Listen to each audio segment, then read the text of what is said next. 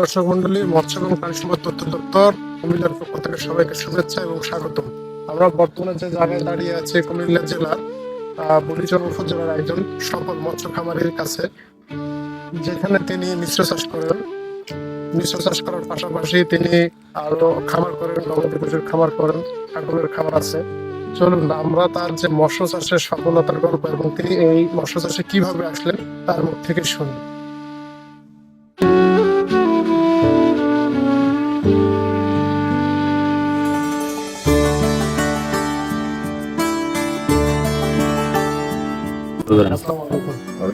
কেমন আছেন? ভালো, আপনি ভালো আছেন? ভাই, যে আপনার পুকুরে আসলাম, আপনার পুকুর তো বিরাট বড়।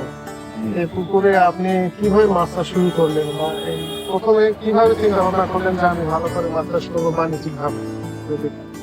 প্রথমে তো এগুলো আমাদের পৈতৃক সম্পত্তি। এই পুকুরগুলো আমাদের আগে দাদা থেকে শুরু করেছে, তখন বাণিজ্যিকভাবে চাষ নিয়েছিল। এখন চতুর্দিকে মানুষ বাণিজ্যিকভাবে করে, ওইটা দেখা দেখে আমরা ওইটা করা। এই যে আপনার এই পুকুরের আয়তন কত? আমরা এটা এখানে আপনার একটা ধারণা দিছিলাম 780 শতক। এই যে আপনার 780 থেকে পুকুরের পানির উচ্চতা কত? 5 ফিট। 5 ফিট না? 5 ফিট থেকে একটু বেশি হতে পারে। 5 ফিট থেকে একটু বেশি। এই যে এই পুকুরে আপনি যে মাছ চাষ করতেছেন, কি মাছ চাষ করতেছেন? এখন মিশ্র প্রজাতির মাছ, উদাহরণ আমরা কাবরতি মাছ, তারপর মৃগেল, তারপর আপনার তেলাপিয়া আছে, ওই কাতল, মৃগেল, তেলাপিয়া তেলাপিয়া আছে, মানে গ্রাস কাপ আছে, গ্রাস কাপ আছে, মিক্সড কালচার। মিশ্র কালচার। এই যে এই পুকুরগুলো চাষ করতেছেন 1 কেজিতে, বা এই যে মাছের সাইজ কেমন, এগুলো ওজন কত? আমার এভারেজে 1.5 কেজি 2 কেজি পর্যায়ে আছে। এভারেজে 1.5 কেজি 2 কেজি। এগুলোতে যে আপনি খাবার কত খালি করবেন?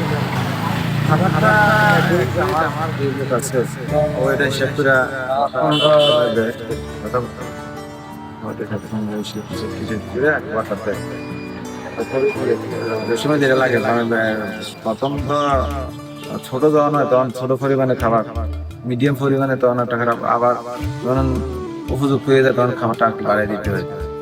এই যে আপনার পুকুরে যে আপনার চুন বা লবণ বা এটা গ্যাস হয় বিভিন্ন, বা কোনো রোগ বা এগুলো রোদ তো অবশ্যই হয়। এই কয়েক জায়গায় আপনার বাসমান মাছ পাশে রয়েছে, ওরা এনে দিকে ফ্যাটটা খুলা, হ্যাঁ, গ্যাস হিসেবে মূলত কথা হচ্ছে যে ওই উৎপাদন খরচটা যদি কম হয় তাহলে আমরা যারা চাষ করি তারা লাভবান হয়।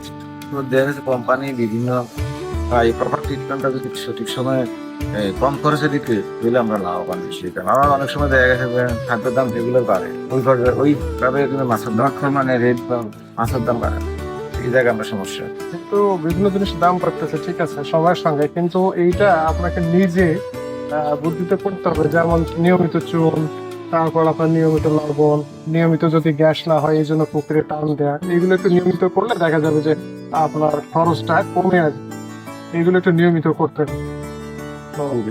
এই যে আপনার পুকুর বর্তমানে যতটুকু আছে, এটা তো আরো বাড়ানোর চিন্তা আছে, বা আরো ভাবে বাণিজ্যিক ভাবে ধরে রাখার জন্য আমরা চেষ্টা আছি। ঠিক আছে ভাই, ধন্যবাদ আপনাকে। আল্লাহ হাফেজ।